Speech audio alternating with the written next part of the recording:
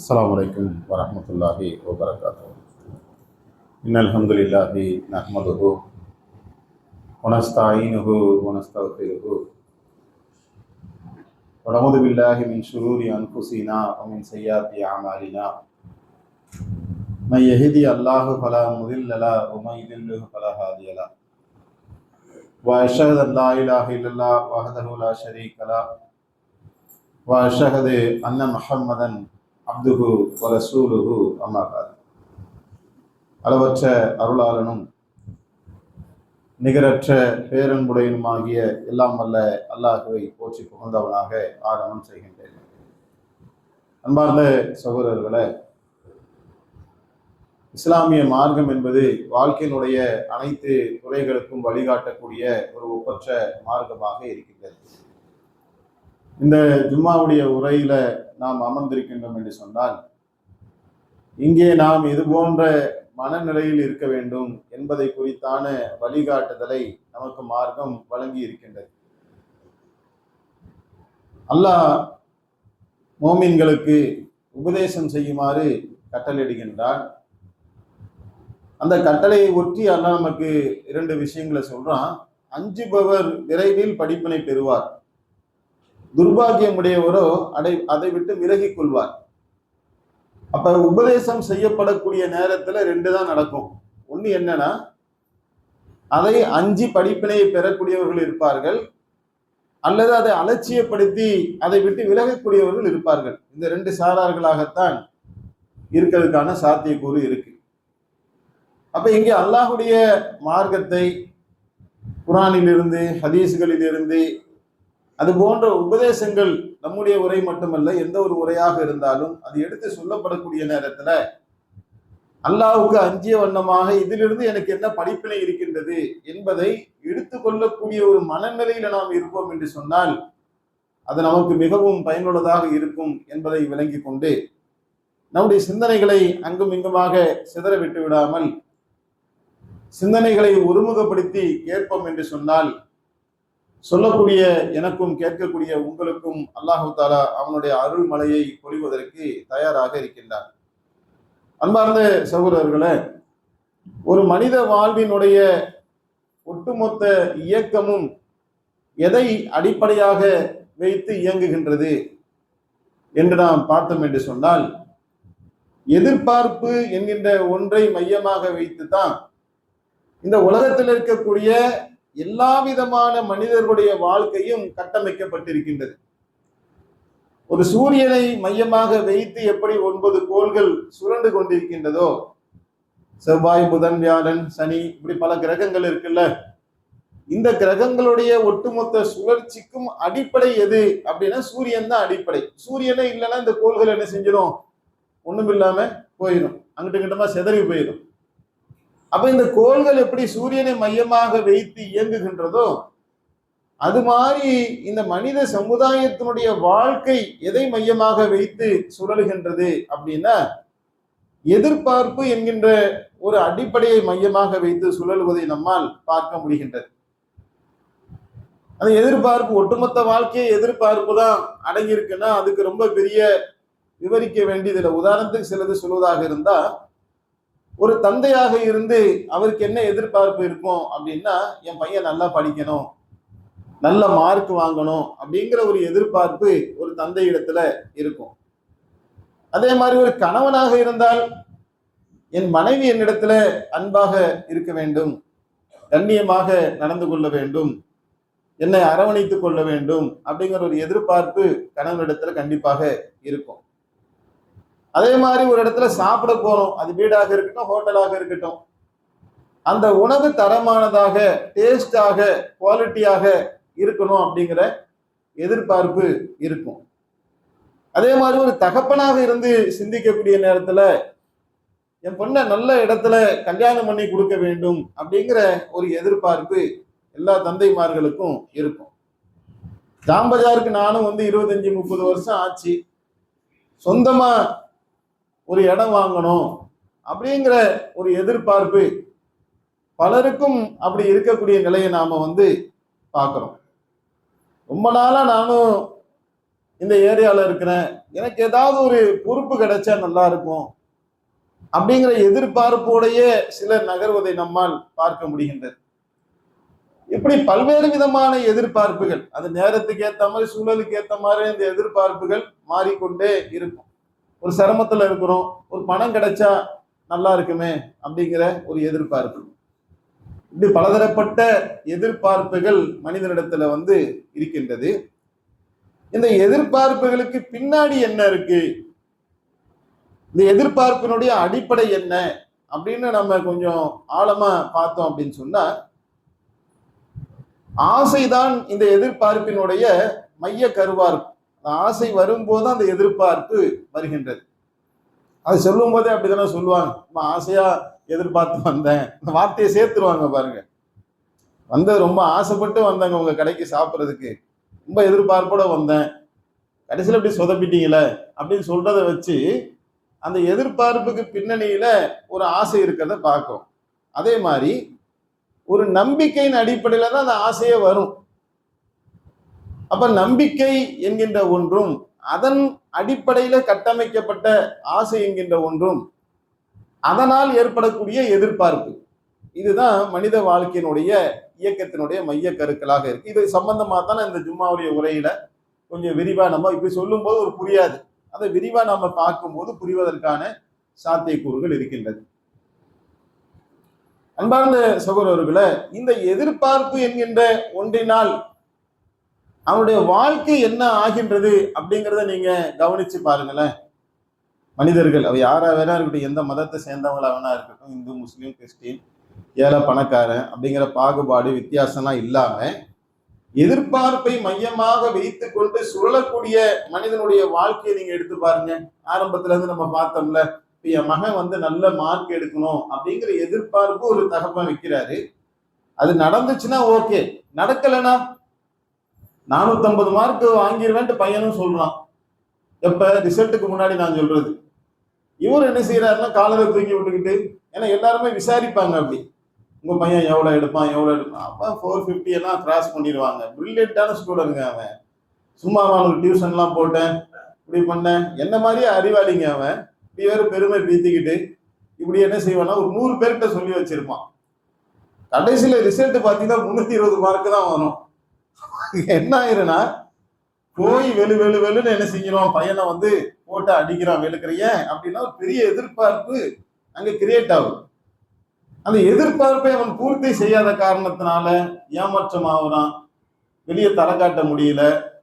அவன் ஃபேஸ்புக்ல என்ன செய்வானா, என் மகன் 459 ஒருத்தன் போடுவான், இன்னொருத்தன் 470 போடுவான். வாட்ஸ்அப் குரூப்புகள்ல என்ன செய்வாங்கனாக்கா, அந்த வீடுகள்ல குடும்பத்தார்ல சார்ந்தவங்க போடும்போது என் பையன் 442 போடுவான். இவர் இதை போடவே மாட்டார். ஏங்க போட மாட்டேங்கிறாரு, அப்படின்னா கம்மியா இருக்குல்ல.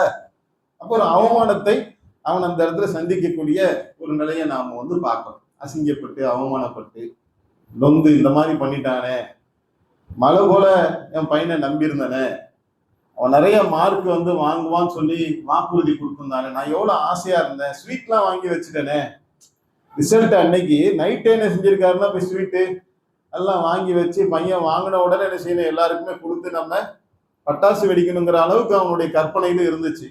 ஆனா எதுவுமே நடக்கல. இப்போ அவன் சோக கடல்ல நீந்தக்கூடிய காட்சியை நாம பார்க்கணும். அதே மாதிரி மனைவி ரொம்ப அன்பாக இருக்கணும், அது சில நேரங்கள் என்ன ஆகுனா ரொம்ப அதிகரிச்சிடும். அப்படின்னு போகும்போது அவங்க ஒரு பூலாம் வச்சு கொண்டு நம்மளை நல்லா வரவேற்கணும் கொள்ளணும் அப்படின்னு சொல்லி ஒரு நேரம் இல்ல ஒரு நேரம் அப்படி ஒரு எதிர்பார்ப்பு வந்துருச்சுன்னு வைங்களேன், இவனே ஒரு கற்பனை பண்ணி ஒரு கற்பனை உலகத்துல வாழ்ந்து இது நடக்கணும் அப்படிங்கிற ஒரு எதிர்பார்ப்போடு போகுவான். ஆனா அவங்க அன்னைக்குன்னு பார்த்து ஒரு பழைய நைட்டியை போட்டுக்கிட்டு நாத்த முடிச்ச நிலைமையில ஒரு டைப்பா இருக்கிறாங்கன்னு வைங்களேன், அவனுக்கு என்ன ஆகுனாக்கா ஒரு விரக்தி வந்துடும். எரிஞ்சு அவங்களுக்கு காரணமே தெரியாது, இந்த நாளுக்கு இருக்க மாதிரி நம்மளை போட்டு கத்துறாரு திட்டுறாரு, ஒரு தப்பு செய்யலையே அப்படின்னா அதுக்கு பின்னணியில என்ன இருக்கும்னா இவனுடைய எதிர்பார்ப்புகள் அங்க எல்லாமே தவிடுபடி ஆயிடுச்சு. இல்ல ட்ரீம் கனவு பண்ணிட்டு வந்தது எதுவுமே அங்க நடக்கல. அப்ப என்ன ஆகும்னா அந்த இடத்துல விரக்தி வரும், சண்டை வரும், அவன் திட்டுவான் வேற. அந்த அம்மாவுக்கு அது விளங்காது, இவனுக்கு தான் அது கரெக்டா புரிஞ்சிருக்கும். அன்னைக்குன்னு பார்த்து சொந்தக்காரங்களாம் வீட்டுல வந்து குமிஞ்சி கிடப்பாங்க. என்ன ஆகும்னா அவனுடைய கனவு கோட்டை வந்து அங்க தகர்ந்து போகும்போது அவன் வந்து ஒடுங்கி போகக்கூடிய காட்சியை நாம பார்க்கிறோம். அதே மாதிரி பாருங்க, ஜும்மா முடிஞ்ச உடனே வந்து பல வீடுகள்ல பாத்தீங்கன்னா விதவிதமா இருக்கும். சில வீடுகளை பிரியாணி ஆக்கியிருப்பாங்க, சில வீட்டுல தேங்காய் சோறு இருப்பாங்க. இப்ப வந்து நவீனமா மந்தி சாப்பாடுங்கிறதையும் ஆக்க ஆரம்பிச்சிருக்காங்க. இப்படி நிறைய இருக்கு. அப்ப இன்னைக்கு போனா நம்ம என்ன செய்யலாம், நல்லா சாப்பிடலாம் அப்படின்னு சொல்லி ஒரு என்ன செய்யறாருன்னா ரொம்ப ஒரு ஆர்வமா போறாரு. கடுமையான பசி வேற. ஆனா அவங்க பிரியாணிக்கு பதிலாக கறி பொங்கல் ஆக்கி வச்சிருந்தாங்கன்னு வைங்களேன், பொங்கல் தான் அது கறி உளுந்து கிடக்கு. இந்த மாதிரி ஒரு டைப்ல ஆக்கி வச்சிருந்தாங்கன்னா அவர் என்ன ஆகும்னா சோத்தை தூக்கி எரியாத குறையாக என்ன செய்வார், அந்த இடத்துல சண்டை போடக்கூடிய காட்சியை பார்க்கணும் நினைச்சுதான் அங்க நடக்கல. அதே மாதிரி பொண்ணை நல்ல இடத்துல கெட்டி கொடுக்கணும்னு நினைக்கிறாரு. ஆனா போன இடத்துல அவன் பார்த்தா பெரிய கொடுமைக்காரனா இருக்கான், அடிக்கிறான், உதைக்கிறான். எதிர்பார்த்த லைஃப் இல்லைன்னு போது அந்த தகப்பனா இருந்து யோசிச்சு பாருங்க, எவ்வளவு கஷ்டப்படுவாரு, மன வேதனை அடைவாரு. அப்படி ஒரு நிலைமை நாம வந்து பார்க்கிறோம். சொந்தமா இடம் வாங்கணும்னு நினைக்கிறாரு, அட்வான்ஸ் எல்லாம் கொடுக்குறாரு, ரிஜிஸ்ட்ரேஷன் சொல்றான். கடைசியில பார்த்தா ரிஜிஸ்ட்ரேஷன் வந்து கேன்சல் ஆயிரு. அல்லது இடத்த வாங்குறான், ஒருத்தன் கேன்சல் போட்டு விட்டுறோம். ரிஜிஸ்ட்ரேஷன் கேன்சல் ஆனா கூட இன்னொரு இடத்த வாங்கிக்கலாம். 20 வருஷம் 30 வருஷம் எதிர்பார்த்து உன்னை வந்து முடிக்கிறான். கடைசியில் அதுல பார்த்தாக்க ஒரு லிட்டிகேஷன், ஒரு கேஸ் அப்படின்னு வரும்போது அப்ப மனிதன் வந்து என்ன செய்யறான், ஒட்டு மொத்தமா உடைஞ்சு போகக்கூடிய நிலையை நாம பார்க்கிறோம். ஒரு அவசரம் ஒருத்தண்ட பணம் கேட்கிறோம், நாளைக்கு வாங்க போய் கொடுத்துட்றேன், ஜி கன்ஃபார்ம் தானே? கன்ஃபார்ம்ங்க. அதெல்லாம் இல்லைங்க, பையனை வந்து ஸ்கூல்ல சேர்க்கணும், அல்லது பொண்டாட்டியை வந்து ஆப்ரேஷன் நாளைக்கு நீங்க சொன்னீங்கன்னா தான் நான் வந்து ஆப்ரேஷன் டேட் கன்ஃபார்ம் பண்ண முடியும். ஒன்றும் ஒரி பண்ணிக்காதீங்க, நீங்க 10 மணிக்கு காலையில வாங்க, நீங்க அழகா 2 லட்சம் வாங்கிட்டு போயிட்டே இருங்க, எல்லாம் ஏற்பாடு பண்ணிட்டேன், பேங்க்ல இருந்து எடுக்கணும், அவ்வளவுதான். அப்போ ஒரு உறுதி ஆயிடுச்சு, நம்பிக்கை வந்துருச்சு. இப்ப அந்த நம்பிக்கையின் அடிப்படையில ஆசை ஆசையா போறான், எதிர்பார்த்து போறான். ஆனா போன இடத்துல என்ன நடக்குது, அவன் ஆள் போனே எடுக்க மாட்டேங்கிறான், ஆள் வீட்லயும் இல்ல, சுவிட்ச் ஆஃப் பண்ணிடுறான், என்னன்னே தெரியல. இப்ப அல்லாடுறான். அவன் நிலைமை எப்படி இருக்கும்? ஆஸ்பத்திரியை பொண்டாட்டியை நோக்கி போறதா, காலேஜுக்கு ஃபீஸ் கட்ட போறதா, இவனை நம்பி நான் வந்து எல்லாருக்கும் வாக்குறுதி கொடுத்துட்டேன், நான் வாங்கின கடன்காரனா வர சொல்லிட்டேனே. அப்ப இவனுடைய நிலைமை என்ன ஆகுதுன்னா அந்த இடத்துல ரொம்ப ஒரு விரக்தி அடைஞ்சு டென்ஷன் ஆகி கவலையான ஒரு துன்பமான சூழல்ல அவன் தள்ளப்படக்கூடிய சூழலை நாம வந்து பார்க்கிறோம். அப்ப மனிதனுடைய வாழ்க்கை என்பது எதிர்பார்ப்பை மையமாக வைத்துத்தான் அவன் வந்து இயங்குகின்றான். அந்த எதிர்பார்த்ததெல்லாம் நடக்காத காலகட்டங்கள்ல அது ஏமாற்றத்தை அவனுக்கு கொடுக்கின்ற காரணத்தினால் ஏமாற்றத்தினுடைய வலி வேதனை அவன் தாங்க முடியாம நெருப்புல போட்ட புழுவாக துடிக்கிற காட்சியை நாம வந்து பார்க்கிறோம். அப்ப இந்த மாதிரியான ஒரு நிலையில வந்து மனிதன் வந்து இருக்கிறான்ல, இது ஒரு மனுஷனாக இருக்கக்கூடியவனுடைய வாழ்க்கையில நிதம் நடக்கக்கூடிய ஒரு நிகழ்வாக இருந்து கொண்டிருக்கு. எங்கெல்லாம் எதிர்பார்ப்பு இருக்குதோ அங்கெல்லாம் இந்த ஏமாற்றங்களும் வலிகளும் வேதனைகளும் நடந்துகிட்டு தான் இருக்கு. ரெண்டாவது என்ன அப்படின்னு சொன்னா, இவன் உனக்கு எதிர்பார்க்கிறான்ல, அந்த எதிர்பார்க்கக்கூடிய ஒன்று நடந்தாதான் நான் நிம்மதியா இருப்பேன் நம்புறான்ல, அது முதல்ல சரியான்றது ஒரு கேள்வி இருக்கு. எதை இவன் எதிர்பார்க்கிறானோ அந்த எதிர்பார்த்ததான் சரியா? எது சரி எது தப்புங்கிறது எனக்கு எப்படி தெரியும்? இதை செஞ்சா நான் இதை பண்ணிடுவேன், இது நடந்தா நான் நல்லா ஆயிடுவேன் அப்படின்னு இவனா பல கால்குலேஷன் போடுறான் இல்லைங்க. இந்த பொண்ணை கட்டினா நான் நல்லா இருப்பேன்னு எதிர்பார்த்து தானே ஒரு பொண்ணை கட்டுறான். அந்த பொண்ணை கெட்டதுக்கு அப்புறம் ஏன் அவன் வாழ்க்கை வந்து சந்தோஷம் இல்லாம இருக்குது? நல்லா யோசிச்சு பாருங்க. ஒரு ஆம்பளை புள்ள பிறந்தா எனக்கு நல்லா இருக்கும்னு நினைக்கிறோம், ஆம்பளை புள்ள தான் பிறந்துருச்சுப்பா, அப்புறம் ஏன்பா கண்ணீர் வெடிக்கிற? ஆம்பளை புள்ள வேணும்னு கேட்டப்பா. இந்த மாதிரி ஒரு பையன் வந்து கட்டுப்படாத ஒரு பையனா ஆயிட்டான பை. அப்ப அவன் எதிர்பார்த்தது என்ன? ஆம்பளை புள்ள, அது பிறந்துருச்சு, அப்பவும் நிம்மதி இல்லையே. எது நடந்தால் நான் நிம்மதியாக இருப்பேன், சந்தோஷமாக இருப்பேன், எனக்கு இது வேணும்னு இவன் எதிர்பார்த்தானோ, ஆசைப்பட்டானோ, நம்பிக்கையோடு இருந்தானோ, அது நடந்தாலும் கூட அவனுக்கு பயன் இல்லாம இருக்குதே. அப்ப எது நல்லது எது கெட்டதுங்கிறதே எனக்கு தெரியல. இது ஒன்னாச்சு. ரெண்டாவது பாருங்க, இந்த நம்பிக்கை என்கின்ற ஒரு விஷயத்துல வந்து ஒண்ணு வைக்கிறான்ல, அவன் நம்பின மாதிரியே அவனுக்கு நடந்தாலும் அது சில நேரத்துல வந்து பிரச்சனையா வந்து ஆயிடுது. ஒரு கால் நடக்கலைனாலும் வந்து விரக்தி ஆகிறான். அப்ப அந்த நம்பிக்கை என்கின்ற சப்ஜெக்ட் அவனுக்கு என்ன ஆயிடுது, உடைஞ்சு சுக்குநூறா போகக்கூடிய ஒரு காட்சியை நாம வந்து பார்க்கிறோம். அப்ப இந்த இடத்துல இஸ்லாம் மனிதனுக்கு என்ன சொல்லுது அப்படின்னு சொன்னா, இதுதான் யதார்த்தம். எது நல்லது கெட்டதுங்கிறது உனக்கு தெரியாது. நாளைக்கு அங்க என்ன நடக்குங்கிறது உனக்கு புரியாது. அப்ப நீ அங்க எதிர்பார்ப்புலாம் நீ அங்க வச்சு போன அப்படின்னு சொன்னா, அந்த எதிர்பார்ப்பு நடக்கும் செய்யும், நடக்காம இருக்கும் இருக்கும். இப்படி இருக்கும், அப்படி இருக்கும். நடந்தாலும் உனக்கு நிம்மதி இல்லாம போகலாம், நடக்காட்டி நீயே ஆட்டோமேட்டிக்கா நிம்மதி இல்லாம போயிருவ.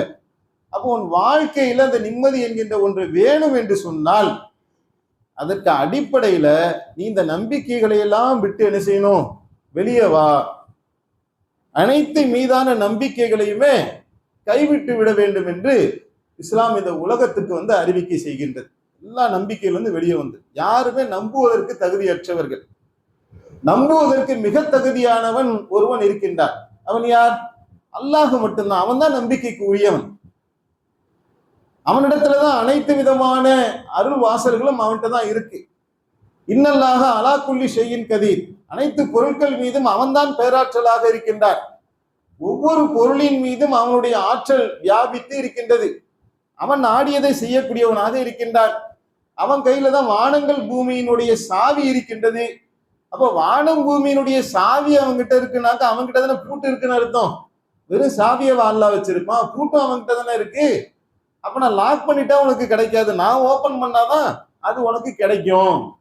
அப்ப எல்லாமே என்கிட்ட இருக்கின்ற காரணத்தினால் நீ நம்பிக்கை வைப்பது என்ன நம்பணும், நீ ஆசை வைப்பது என்னிடத்துல ஆசை வைக்கணும், நீ கேட்கறது எதிர்பார்க்கிறது என்னிடத்துல தான் நீ எதிர்பார்க்க வேண்டும். நீ என்னை விட்டு விட்டு நீ எதையோ நோக்கி போய் வந்து இங்க போனா அது கிடைச்சிரும், அங்க போனா அது கிடைச்சிரும், மனைவி கிட்ட போனா இது கிடைச்சிரும், பிள்ளை கிட்ட போனா இது கிடைச்சிரும், இங்க போனா மானம் கிடைக்கும், அங்க போனா மரியாதை கிடைக்கும், இங்க போனா வீடு கிடைக்கும், இங்க போனா அமைதி கிடைக்கும். உனக்கு எங்க போனாலும் எதுவுமே கிடைக்காது. அனைத்துமே அனைத்து அருள்களுக்கும் நான் தான் சொந்தக்காரனாக. நான் கேட்கிறேன், அங்கங்க போனா அது எது கிடைச்சுன்னா கடவுள் எதுக்கு? மனுஷனுக்கு கடவுள் எதுக்கு நான் கேட்கிறேன். இந்த கேள்வி ஒரு ஆழமான கேள்வியா இல்லையா? நீ உன்னை யோசிக்கிறப்பா, புள்ள வேணும், புள்ள வேணும்ன்றது ஒரு எதிர்பார்ப்பு இல்லைங்க. இந்த எதிர்பார்ப்புக்கு என்ன செய்யணும் நீயே உன்னை யோசிச்சு நீயே போய் ஒண்ணு பண்ணி உனக்கு அந்த புள்ள பிறந்துச்சுன்னா கடவுள் எதுக்கு? ஒரு நோய் வந்துருச்சுங்க, அந்த நோய் போகணும் தானே எதிர்பார்க்கிற. இந்த நோய் போறதுக்கு என்ன செய்யணும்? இந்த மேட்ரு பண்ணு, அக்குபஞ்சர் போ, ஆயுர்வேதிக்கு போ, சித்தா போ, யுனானி போ, லேகியத்தை கரைச்சி கரைச்சி குடி. இதெல்லாம் பண்ணா என்ன ஆகும்? நோய் நீங்கிரும். அங்கங்க போய் அந்தந்த பிரச்சனைக்கு அதை நான் தீர்த்துக்கிட்டேன் அப்படின்னு சொன்னா இப்ப கடவுள் எனக்கு எதுக்கு தேவைப்படுறாரு? கடவுளே தேவையில்லாம ஆகி போயிருமே மனுஷனுக்கு. அப்படின்னாக்கா அந்த மாதிரி ஒண்ணு இருக்குதா? உலகத்தினுடைய நடைமுறை, உலகத்தினுடைய இயக்கங்களை எடுத்து பார்க்கும் பொழுது நீ ஜானியார்னா மூலம் செருக்கிற மாதிரி நீ ஒண்ணு நினைக்கிற, அது ஒண்ணு நடக்குதுன்னு போது எல்லாமே உனக்கு ஃபெயிலியர் ஆகுது. நடந்தாலும் பிரச்சனை, நடக்கலனாலும் பிரச்சனை. பெரும்பாலும் எடுத்து பாருங்க. அதுக்கு நம்ம பல உதாரணங்கள் சொல்றோமா இல்லையாங்க? ஒரு இந்த பொண்ணை கெட்டணுங்கிறது நடக்கணும்னு எதிர்பார்க்கலாம், கெட்டலாலும் பிரச்சனையா தானே இருக்கு. கெட்டலனா ஆட்டோமேட்டிக்கா அன்னைக்கே அவன் செய்யறான், துன்ப கடல்ல மூழ்கிடுறான். அப்ப நாளைக்கு என்ன நடக்கும் அப்படிங்கிறத அவனால என்ன செய்யல, ஜஸ்டிஃபை பண்ண முடியல, அனலைஸ் பண்ண முடியல என்று சொன்னால், அப்ப இறைவன் சொல்லி காட்டான், நீ யாரையும் நம்பாத, எதையும் நம்பாத. யாரை மட்டும் நம்பு? என்ன மட்டுமே நம்பு. நம்புவதற்கு நான் தான் மிக தகுதியானவன் என்று அல்லாஹ் நமக்கு பாடம் நடத்துகின்றான். இப்ப நான் அல்லாஹ்வை நம்புகின்ற ஒரு நம்பிக்கையாளனாக ஒரு மனுஷனா இருந்தா, நம்ம முன்னாடி சொன்னோம்ல, ஒவ்வொன்னையா நம்பிக்கிட்டு ஒவ்வொன்னையா ஆசைப்பட்டு அந்த ஆசையினால் ஒரு எதிர்பார்ப்பு அந்த எதிர்பார்ப்பினால் ஒரு ஏமாற்றம் துன்ப கடலிலே நீந்து கொண்டிருக்கக்கூடியவன் மனுஷன். இந்த மனிதனைத்தான் அல்லாஹ் என்ன செய்யறான்? நம்பிக்கையின்பால் அல்லாஹ் அழைக்கிறான், அமைதியின் வீட்டின்பால் அல்லாஹ் அழைக்கிறான். என் பக்கம் வந்துரு அப்படின்னு கூப்பிடுறான். என்னே நம்பு. அலல்லாஹி ஃபல்யதவக்கலில் மூமினூன். மூமின்கள் என்னையே நம்புவார்கள் அப்படின்னு அல்லாஹ் என்ன செய்யறான்? நம்பிக்கை கொள்ளக்கூடிய விஷயத்துல என்ன மட்டும் நம்பணும்னு சொல்லி திருப்பி திருப்பி திருப்பி குர்ஆன்ல பல இடங்கள்ல அல்லாஹ் சொல்வதை பார்க்கிறோம். இதை மனப்பூர்வமாக நாம் ஏற்றுக்கொண்டோம் என்று சொன்னால் அப்பதான் ஒரு மனிதனுக்கு ஒரு நிம்மதியும் அமைதியும் வாழ்க்கையில கிடைக்கும். இப்ப பாருங்க, ஹுனைன் போர்க்களத்துல படை என்ன செஞ்சாச்சுன்னா, மக்களுடைய படைகள் கூட்டியாச்சு. இப்ப இந்த படையில நான் ஜெயிக்கணும்ன்ற ஒரு எதிர்பார்ப்பு இருக்கும்ல. ஒரு சண்டைக்கு போறதை எதற்காக? எதிரணியை நான் வெற்றி கொள்ள வேண்டும், அதான் அதோடைய நோக்கம். இந்த வெற்றி கொள்வதற்கு நான் யாரை நம்புறேன்? இப்ப புனைன் போர்க்களத்துல அப்படின்னா என் படையை நம்புறேன், மக்களுடைய எண்ணிக்கையை நம்புறேன். ஏன்னா மக்களுடைய எண்ணிக்கை கூட இருந்துச்சு என்று சொன்னால் ஜெயிப்பதற்கான, வெற்றி பெறுவதற்கான சாத்தியக்கூறு அதுல அமைந்திருக்கின்றது. அப்ப அந்த எண்ணிக்கைகள் கூட இருக்கும் போது என் நம்பிக்கை ஃபுல்லா அங்க இருக்குது. இப்ப அல்லாஹ் என்ன சொல்றான், மூமின்களுக்கு ஒரு தோல்வியை வந்து அல்லாஹ் கொடுக்கும். நீ மக்களை நம்ப கூடாது, நீ யாரைத்தான் நம்பணும்? நீ என்னதான் நம்பணும். ஏன்னா வெற்றி தோல்வி என்பது நீ கால்குலேஷன் போட்டு அந்த படையை நம்புறல, மக்களை நம்புறல, அதுல கிடையாது. அது ஏன் கையில இருக்கு. நான் நாடுனா என்ன செய்வேன்? குறைந்த எண்ணிக்கையில இருந்தா கூட நான் உனக்கு வெற்றியை கொடுப்பேன். பதில் போர்க்களத்துல உனக்கு நான் வெற்றியை கொடுத்தனா இல்லையா? இந்த பக்கம் 300 சொச்சம் பேரு, அந்த பக்கம் ஆயிரக்கணக்கான பேரு. அப்ப குறைந்த எண்ணிக்கையில ஒரு சின்னஞ்சிறு படைகள், பெண்ணம்பெரு படைகளை எப்படி வந்து வெற்றி கொண்டார்கள்? அந்த வெற்றி எப்படி சாத்தியமாச்சு? அங்க யாரை நீங்க நம்புனீங்க? அல்லாஹ்வுடைய தூதர் பதிர்களத்துல என்ன செய்யறாங்க? படையை நிப்பாட்டி வச்சுட்டு அல்லாஹ்ட்ட கோரிக்கை வச்சாங்க, கையேந்தினாங்க. இறைவா, நீ எங்களுக்கு உதவலன்னு சொன்னா உன்னை வணங்குவதற்கு இந்த உலகத்துல யாருமே இருக்க மாட்டாங்க. அதனால எங்களுக்கு நீ உதவி செய்யி, எங்கள் மீது அருள் புரி, கருணை காட்டு என்று அல்லாஹ்விடத்துல கையேந்தி நின்றார்கள். அல்லாஹ்வுடைய உதவி வந்துருச்சு. மலக்குமார்களை கொண்டு அல்லாஹ் என்ன செய்யறான்? உதவியை வந்து கொடுக்குறான். ஆனால் ஹுனைன் போர்க்களத்துல அவங்களுக்கு என்ன ஆயிடுச்சுனாக்கா, அந்த ஆள் கூட இருக்கோம்ல, அப்ப ஆள் கூட இருந்தா என்ன ஆகும்? நம்ம ஜெயிச்சிருவோம்ல. இப்ப அல்லாஹ் மீது கொண்ட நம்பிக்கையில ஒரு சாரார், எல்லாரும் இல்ல, ஒரு சாரார், ஏன்னா அதுல அல்லாஹ்வுடைய தூதர் இருக்கிறாங்க, ஒரு சாராருடைய உள்ளங்கள் வந்து அந்த எண்ணிக்கையை நம்ப ஆரம்பிக்குது. அல்லாஹ் அதுல தோல்வியை கொடுத்து ஒரு பாடத்தை கொடுக்கும். அதை நம்ப கூடாதுப்பா, என்னதான் நம்பணும். அப்ப அல்லாஹ்வை களப்பற்ற முறையில நம்பணும். அவங்ககிட்டமே நீங்க கேளுங்க, அல்லாஹ் இருக்கிறான்னு கேட்டா அல்லாஹ் தான் இருக்கிறான், அல்லாஹ் தான் கடவுள் என்று நம்பினவர்கள் தானே ஹுனைன் போர்க்களத்துல அல்லாஹ்வுடைய படையில இருந்தாங்க. அல்லாஹ்வையும் நான் நம்புவேன், இந்த படையையும் நான் நம்பிப்பேன், இந்த மக்களுடைய எண்ணிக்கையையும் நான் நம்பிக்கேன்னா கலப்படம் உண்டாயிருச்சு. இப்ப உனக்கு வெற்றியை கொடுப்பவன் யார், உன்னை பாதுகாப்பவன் யார் என்று சொன்னால் அல்லாஹுதான் என்னை பாதுகாக்கின்றான் அப்படிங்கிற அந்த ஒன்றிலிருந்து அவங்களோட உள்ளம் என்ன செய்து கொஞ்சம் தள்ளாடுகின்றது, செருகுகின்ற காட்சியை நாம வந்து பார்க்கிறோம். அப்ப நடைமுறை வாழ்க்கையில இப்படி ஒவ்வொன்றா பார்க்கணும், எதுல நம்முடைய நம்பிக்கை இருக்கின்றது. இப்ப நாளைக்கு வந்து ஒருத்தன் காசு தரேன்னு சொன்னார்ல, அந்த காசு தரேன்னு சொன்ன ஒன்றை வந்து நம்ம என்ன செய்யறோம்? நம்புறோம். இப்படி நம்புறோம்னா உறுதியா நம்புறது வந்துடும், இது நடந்துரும். சப்போஸ் அவன் காசு கொடுத்தான்னு வைங்களேன், கடவுள் மாதிரி வந்து நீங்க காப்பாத்துனீங்க. அப்ப யாருடைய அவன் நம்பிக்கை வந்து எங்க இருக்கு? முஸ்லீம் தன்னை சொல்லிக்கிறான், நான் அல்லாஹ் தான் நம்புறேன்னு சொல்றான். ஆனா அவன் வாயிலிருந்து வரக்கூடிய வார்த்தை எப்படி இருக்குது? கடவுள் மாதிரி நீங்க வந்து என்னை காப்பாத்திட்டீங்க. அப்ப யாரு இணை வைப்பா இல்லையா? இது ஒரு டாக்டர் ஆபரேஷன் பண்ணி காப்பாத்திட்டாருன்னு வைங்கல்ல, முஸ்லீம்களே சொல்றேன் நான், மற்றவங்க சொல்றாங்கன்னா மார்க்கம் தெரியல சொல்றாங்க, கடவுள் மாதிரி காப்பாத்திட்டீங்க. ஏன்னா அந்த எதிர்பார்ப்பு, அந்த ஆசை, அந்த நம்பிக்கை முழுசுமே யார்கிட்ட வச்சுட்டாரு? இவரு டாக்டர்கிட்ட வச்சுட்டார். இறைவன் மீது வைக்கக்கூடிய, இறைவன் தான் நோயை கொடுக்குறான், இறைவன் தான் நோயை நீக்கிறான்னு சொன்னா, இப்ப இவங்க யாரு நோயை நீக்கினதா ஆக்கிட்டாரு? டாக்டரை, மருத்துவர் வந்து ஆக்கி விட்டார். அல்லாஹ் தன் நாடியவர்களுக்கு ரிஸ்கை கொடுக்குறான், தன் நாடியவர்களுக்கு ரிஸ்கை வந்து அதிகமாக்குறான், தன் நாடியவர்களுக்கு ரிஸ்கை கொடுக்குறான். இதெல்லாம் அல்லாஹ் செய்யற வேலை. நீங்க அந்த நேரத்துக்கு நீங்க காசு கொடுத்து உதவலன்னு சொன்னா என் வாழ்க்கையே வீணா போயிருக்கும். 1 லட்சம் கொடுத்தது உண்மையா? உண்மை. அந்த 1 லட்சம் கொடுத்ததுனால தான் நீ ஆட்டோ வாங்கினியா? ஆமா. அந்த ஆட்டோ ஓட்டி தான் உன் வாழ்க்கை முன்னேறிச்சா? ஆமா. வெளிப்படையா நீங்க பாத்தீங்கன்னு சொன்னா எப்படி தெரியும்? என் வாழ்க்கையினுடைய ஆணி வேறே நீங்க தாங்க. நீங்க மட்டும் எனக்கு செய்யலன்னு சொன்னா இன்னைக்கு நான் இந்த நிலைமைக்கு வந்திருக்க மாட்டேன் அப்படின்னு எல்லாம் முடிஞ்சு போச்சே. அப்ப அல்லாஹ்வை நம்பினதாங்க எங்க இருக்கு? இதுதான் ஷிர்க்கு, இதுதான் கலப்படம்.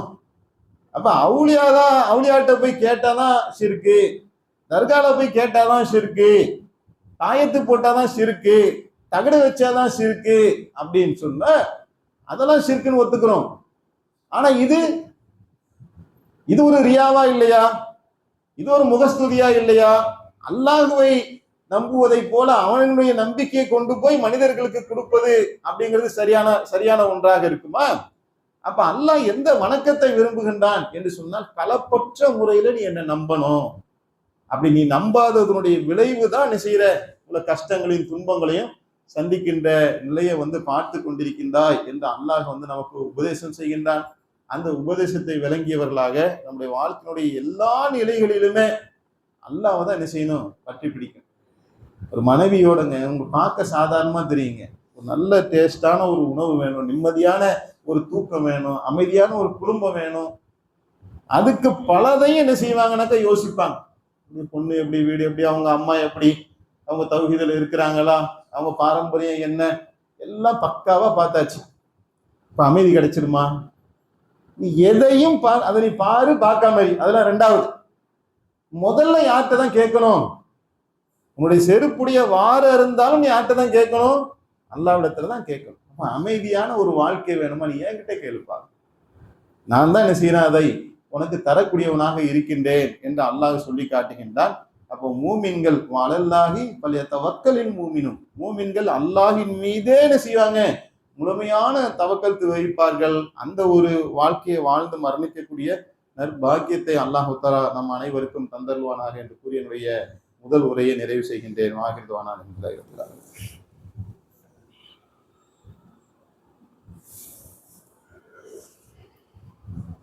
அஸ்ஸலாமு அலைக்கும் வரஹ்மத்துல்லாஹி வபரகாத்துஹு. அன்பார்ந்த சகோதரர்களே, எங்கே எல்லாம் எதிர்பார்ப்பு இருக்கின்றதோ அந்த எதிர்பார்ப்புகள் நிறைவேறாத நேரங்களில அது ஏமாற்றமாக ஆகி மனிதன் விரக்தி அடையக்கூடிய நிலையை நாம பார்க்கிறோம். பல்வேறு விதமான சண்டை சச்சரவுகளுக்கும் மனஸ்தாபங்களுக்கும் மனக்கவலைகளுக்கும் துன்பங்களுக்கும் இந்த எதிர்பார்ப்பு ஒரு மைய கருவாக இருப்பதை நம்ம முதல் உரையில விரிவாக பார்த்தோம். அந்த எதிர்பார்ப்பினுடைய பின்னணி ஒரு ஆசையும், அதனுடைய அடிப்படை ஒரு நம்பிக்கை வச்சதுனாலதான் அந்த ஆசையும் அந்த எதிர்பார்ப்பும் வந்துச்சு அப்படிங்கிறத நாம புரிந்து கொண்டோம். அப்ப அல்லாஹ் என்ன சொல்றானாக்கா, நீ அதையெல்லாம் விட்டு விலகி என்னையே நம்பு, நான் உனக்கு என்ன செய்யறேன், அருள் புரிகின்றேன், நான் உனக்கு உதவி புரிகின்றேன் என்று அல்லாஹ் நமக்கு ஒரு வாக்குறுதியை நமக்கு தருகின்றான். இப்ப அல்லாஹ்வை நம்புகின்ற விஷயத்துல இதுல என்ன அப்படின்னாக்கா, இதுல ஒரு எதிர்பார்ப்பு ஒருத்தன் வைக்கிறான்னா அதோடைய எல்லா கூறுகளையும் சேர்த்து அந்த எதிர்பார்ப்பு இருக்கணும். அவன் எதை எதிர்பார்க்கிறான்? இந்த உலகத்துல அவன் உன்னை டிசைன் பண்ணிக்கிட்டு இது வேணும்னு எதிர்பார்க்கிறான்ல. அல்லாட்ட எதிர்பார்க்கிறதாக இருந்தாலும் கூட அதுல சில இலக்கணம் இருக்கு. அந்த இலக்கணத்தை கரெக்டா புரிஞ்சுக்கலான்னு வைங்களேன், அப்பவும் அல்லாஹ் மீதே விரக்தி அடைஞ்சு போறவங்களாம் இருக்கிறாங்க. நம்ம கூட சில நேரங்களை உங்களுக்கு சொல்லியிருக்கோம். ஒருத்தர் என்ன செய்யறாருன்னா, அந்த அல்லாஹ்விட்ட எதிர்பார்ப்பு எப்படி வைக்க கூடாது அப்படிங்கிறதுக்கான ஒரு உதாரணம். ஒருத்தர் என்ன செய்யறாருனாக்கா, நல்ல தொழுகையாளி, நம்ம தூரத்து சொந்தக்காரர் தான். அவர் என்ன செய்யறாருன்னா, குருவி சேர்க்கிற மாதிரி கொஞ்சம் கொஞ்சமா காசை சேர்த்து ஒரு ஆட்டோ வாங்குறார். ரொம்ப கஷ்டப்பட்டு வாங்குறார். அந்த ஆட்டோ ஓட்டிக்கிட்டே இருக்கும்போது ஒரு நாள் ஒரு ஆக்சிடென்ட். ஆட்டோ அப்பளம் மாதிரி நொறுங்கிடுது. அந்த தொழுது கொண்டிருந்தவர் என்ன செஞ்சாருன்னா, அந்த ஆக்சிடென்ட்டுக்கு அப்புறம் தொப்பியை தூக்கி காவால போடுறார். போட்டுட்டு, இனிமேட்டு நான் என்ன செய்ய மாட்டேன், உன்னை வணங்கவே மாட்டேன், உன்னை நான் வணங்கினதுக்கு நீ கொடுக்குற கை மாறி இதுதானா அப்படின்னு தூக்கி போட்டு தொழுகையை விட்டுட்டு போயிட்டார். இவருக்கு இந்த தொழுதாக்கா எனக்கு இதெல்லாம் நடக்கக்கூடாதுன்னு ஒரு எதிர்பார்ப்பு. கூப்பிடுறாங்களா, அப்படித்தானே கூப்பிடுவாங்க, தொழுகைக்கு வாங்க, வந்தீங்கன்னு சொன்னா உங்க வாழ்க்கை நல்லா இருக்கும், நீங்க சுபிச்சமா இருப்பீங்க, உங்களுக்கு எந்த கஷ்டமும் வந்துடாது, உங்களுக்கு அல்லாஹ் நிறைய பரக்கத்து செய்வான், அதனால நீங்க என்ன செய்யுங்க, இந்த தப்லீக் ஜமாத்துல போய் கூப்பிடும் போதேங்க தொழுகைக்கு வந்தா நீங்க அல்லாஹ் உங்களை நல்லா வைப்பான்னு சொல்லி அதை ஆழமா பதிய வச்சு அதை எதிர்பார்த்து வந்திருக்காங்க போல. அப்படி எதிர்பார்த்து வந்ததுனால அந்த எதிர்பார்த்தது நடக்காதது போது என்ன ஆகுதுனாக்கா, அவன் அல்லாஹ் மீதே கோச்சிட்டு விரக்தி அடைஞ்சிட்டு போயிடுறான். இப்ப புள்ள மார்க் எடுக்காத போது புள்ள மேல விரக்தி வந்துச்சுலங்க. பொண்டாட்டி உன்னை எதிர்பார்த்து போனாங்க, நடக்காத போது பொண்டாட்டி மேல விரக்தி வருதுல்ல. இப்படி ஒவ்வொன்றின் மீதும் எப்படி விரக்தி வந்துச்சோ, அல்லாஹ்வின் மீது அல்லாஹ்ட்ட ஒரு எதிர்பார்ப்போடு இதுதான் நடக்கணும்னு இவன் பிக்ஸ் பண்ணிக்கிறது. பிக்ஸ் பண்ணி அங்க போகும்போது அது நடக்கலன்னும் போது என்ன ஆயிரும்னாக்கா, இது மாதிரி தூக்கி போட்டு போறக்கூடிய காட்சியை நம்ம பார்க்கிறோம். முஸ்லிமா இருந்தாலும் நடக்கும், முஸ்லிமாக இல்லாட்டிலும் நடக்கும். அந்த வெள்ளப்பெருக்கு ஏற்பட்ட நேரத்துல நம்முடைய வாழ்க்கையில கரண்ட்ல லைவா பார்த்த ஒண்ணு. அதுல என்ன செய்யறோம்னாக்கா, வெள்ளப்பெருக்கு வருது அப்படின்னு சொன்ன உடனே ஒரு ஓடிக்கிட்டு இருக்கக்கூடிய லாரி நிக்குது. நானும் நம்மளோட இருந்த இன்னொரு மாநில நிர்வாகியும் வண்டியில ஏறிக்கிறோம். அப்போ ஒரு அம்மா என்ன செஞ்சதுன்னா, வேகமா வண்டியில ஏறிடுச்சு. கொஞ்ச நேரம் கழிச்சுதான் தெரியுது, அவங்க புள்ள சின்ன கை குழந்தை இருக்கும் போல, நடமாடக்கூடிய ஒரு குழந்தை. அந்த குழந்தைய அதை மறந்துட்டு இதை ஏறிடுச்சு. அப்ப என்ன செய்யணும், வண்டி அப்படியே மூவ் ஆகுது. நடுவுல ஒரு கோயில் வருது. அந்த லாரியில மண் இல்லை, ஆனா ஆக்ஷன் பண்றாங்க. அந்த மண்ணை எடுத்து அந்த கடவுளுடைய பேரை சொல்லி, நீ நாசமா போவ, என் பிள்ளையெல்லாம் போயிருச்சே. அப்ப என்னன்னா, என் புள்ள குட்டி நல்லா வாழ வைக்கணும், அதுக்குதான் நான் உன்னை வணங்கினேன். இப்ப என் பிள்ளைய நான் என்ன செஞ்சிட்டேன், விட்டுட்டு இந்த வண்டியில ஏறிட்டேனே, நீ நாசமா போகணும்னு சொல்லி நம்ம முன்னாடியே இருந்து என்ன செய்யறாங்கனாக்கா, அவன் கடவுளை பழிக்கக்கூடிய காட்சியை நாம பார்க்கோம். அப்ப யாரிடத்திலும் எந்த எதிர்பார்ப்பும் வேண்டாம். அந்த எதிர்பார்ப்புகள் தான் ஒரு மனிதனுக்கு ஏமாற்றத்தை தரும் என்று சொல்லிட்டு, கடவுளிடத்துல நாம ஒரு எதிர்பார்ப்பை வைப்போம் என்று சொன்னால், அப்ப எல்லாத்தையுமே இறைவன் கொடுத்துருவானா? அப்படி நடக்குமா? மனிதன் கேட்கிற அனைத்தையுமே அல்லாஹ் கொடுத்தாக்கா அல்லாஹ் அடிமையாயிருவான், நம்ம எஜமானன் ஆயிரும். அவன் எஜமானனாக இருக்கின்ற காரணத்தினால் அல்லாஹ் தன் நாடியதை தான் என்ன செய்வான், கொடுப்பான். இன்னும் சொல்ல போனா, நம்ம ஒண்ணு கேட்கிறோம்ல, அதுவே நமக்கு கெட்டதா கூட இருக்கலாம். அல்லாஹ் நமக்கு எது நன்மையானதோ அதை கூட கொடுக்கலாம்லங்க. நமக்கு எது நல்லது கெட்டதுன்னு தெரியாத மறைவான ஒன்று அறையாதவன் தானே நானு. அப்ப நான் ஆம்பளை புள்ள கேட்டேன்னா அல்லாஹ் எனக்கு பொம்பளை புள்ள கொடுத்துட்டான்னு சொன்னா, இது ஏன் நீ அதிருப்தி ஆகுற? அதுதான் அல்லாஹ் நமக்கு நன்மையாக செய்திருப்பான்றது புரிந்து கொண்டோம் என்று சொன்னால், அது அல்லாஹ்வுடைய ஞானத்துல உள்ளது. அவன் கருணையாளன், அவன் எஜமானன், அவன் யாவற்றையும் அடக்கி ஆளக்கூடியவன், நாடியதை செய்யக்கூடியவன். இதெல்லாம் அல்லாஹ்வுடைய தன்மைங்க. ஒன்றை மட்டும் எடுத்துக்கிட்டு ஒரு பாட்டை மட்டுமே பிடித்து கொண்டு இந்த டைப்ல நான் அல்லாஹ்வை அணுகுவேன் என்று சொன்னால், அங்கேயும் என்ன செய்யறோம், சிக்கல் வந்துடும். அல்லாஹ் ஒரு எஜமான், நாடியதை நான் செய்வேன்பா, உன்னை நான் சோதிக்கணும்னு நினைச்சிட்டேன். இப்ப நீ என்ன செய்ய, என்ன மீறிட முடியுமா? புள்ளையே தரக்கூடாது முடிவு பண்ணிட்டேன். நீ என்ன செய்வ? இப்ப ஆம்பல் புள்ளியும் தரமாட்டேன், பொம்பளை புள்ளியும் தரமாட்டேன், மலடனா தான் ஆக்குவேன். இதுதான் என்னுடைய முடிவு. நீ என்ன வேணாலும் பிரார்த்தனை பண்ணிக்கப்பா, தரமாட்டேன். இப்ப என்ன செய்ய போற? நீ என்ன விட்டுட்டு போக போறியா? அந்த ஒரு முடிவு நீ எடுக்க. வேற கடவுள் இருக்காங்களா உனக்கு? அப்ப நான் தான் கடவுள் என்பதை சரணாகதி என்னிடத்துல அடைந்து என்னிடத்துல மண்டிட்டு நிற்பதுதான் உனக்கான வாய்ப்பு. ஆமா இறைவா, நீதான் நாடி. இது முதல்ல ஒத்துக்க சொல்றான் அல்லாஹ். ஒத்துக்க, ஏத்துக்கும் போதுதான் பொறுமை, நிதானம் இதெல்லாம் வரும். எந்த இடத்துல வரும்? உளமாறு நீ நாடியதை செய்யக்கூடியவன் எல்லாமே ஒத்துக்கிட்டு அப்புறம் பிச்சை கேட்க. அது கேட்கறதுல என்ன செய்ய, எதிர்பார்ப்போட கேட்டுக்கிட்டே இருந்தோம்னா நடக்கும்போது சந்தோஷப்படுவான். அதுதான் அல்லாஹ் சொல்றான். கொடுத்தேன்னா என்ன செய்யறான், அல்லாஹ் என்னை கண்ணியப்படுத்திட்டான். நான் கொடுக்கலன்னு சொன்னா அல்லாஹ் என்னை கேவலப்படுத்திட்டான் என்ன மனுஷன் பேசுறான். நல்லா குர்ஆன்லயே சொல்லி காட்டுறானே. சில பேரை கேளுங்க, எப்படி இருக்கீங்க? அல்ஹம்துலில்லாஹ், சதுர சுகத்தோட அல்லாஹ் என்ன நல்லா வச்சிருக்காங்க அப்படின்னு சொல்றாங்கல்ல சில பேரு. சில என்னத்த அல்லாஹ் அல்லாஹ் ஜி அப்படிலாம் சொல்லாதீங்க, அல்லாஹ்ட துவா செய். அதெல்லாம் தெரியும்பா எங்களுக்கு, நாம செய்யாத துவாவா அப்படின்னா என்னன்னு இப்ப கடவுள் மேலே விரக்தி வந்துருச்சுன்னு அர்த்தம். இந்த ஒரு நிலை நமக்கு போயிடும். அப்ப அல்லாஹ்விடத்துல நாம் எதிர்பார்ப்பதாக இருந்தாலும் கூட அந்த எதிர்பார்ப்புல அவன் தரக்கூடியவனாக இருக்கின்றான், நாடியதை செய்யக்கூடியவனாக இருக்கின்றான் அப்படிங்கிற அடிப்படையெல்லாம் புரிந்து கொண்டு நாம் அல்லாஹ்விடத்துல கேட்க வேண்டும். இப்ப யாரையும் நம்ப வேணாம், எதையுமே நம்ப வேணாம் அப்படின்னா அதை எப்படி அமல்படுத்துறது? அப்ப கடையில ஆள் வைக்கணுமா வேணாமா? பாய், யாரையும் நம்ப வேணாம். அப்ப வைக்கிறதா வேணாமா? கல்யாணம் பண்றதா வேணாமா? பிள்ளைங்களை வளர்க்கறதா வேணாமா? அவனை நம்பி தானே நம்ம படிக்க வைக்கிறோம், அவன் பாஸ் ஆவான்னு தானே நம்ம நம்புறோம். இதெல்லாம் என்ன அப்படின்னு கேட்கும்போது அல்லாஹ்வை முன்னிறுத்தி ஒரு நம்பிக்கை வைக்கும். அல்லாஹ்வை அடிப்படையாக வைத்துதான் எல்லாத்தையும் நாம என்ன செய்யணும், அவன்கிட்ட பொறுப்பு ஒப்படைக்கணும். அவங்களை நம்புவதற்கு பதிலாக அல்லாஹ்விடத்துல ஆதரவு வைக்கும். இறைவா, என் குழந்தை ஒரு ஒழுக்கமானவனாக இருக்கணும், நல்லா படிக்கணும், அதற்கு நீ எனக்கு அருள் புரிய, உன்னதான் நான் நம்புறேன், அதுக்கு நீ தான் அருள் புரிய வேண்டும் என்று இப்படி ஒவ்வொன்றாக. ஒரு பணம் தேவை, அல்லாஹ்ட்ட கேட்கணும், அல்லாஹ்வை நம்பணும். செருப்புடைய வார இருந்தாலும் அல்லாஹ்ட்ட கேளுங்கன்னு வழிகாட்டினாங்களா அல்லாஹ்வுடைய தூதர். அப்ப நேரடியாக அவனிடத்துல போய் நம்முடைய நம்பிக்கைகளை கொட்டி விடாமல், எதிர்பார்ப்புகளை கொட்டி விடாமல் அல்லாஹ்வை நாம் நம்புவோம் என்று சொன்னால், அந்த நம்பிக்கையின் மூலமாக அவனை கொண்டு, சூரியனுக்குன்னு ஒரு சுயமான வெளிச்சம் இருக்கு, நிலாவுக்கு இருக்குதா? இல்ல. சூரியனுடைய வெளிச்சத்தை வாங்கி எப்படி பிரதிபலிக்கின்றதோ அந்த மாதிரி நாம் யாரையும் நாம நம்புவதாக இருந்தால் முதல்ல அல்லாஹ்வை நம்புவோம். அல்லாஹ்வை கொண்டு ஒருவருக்கு ஒருவர் உதவி செய்து கொள்வது.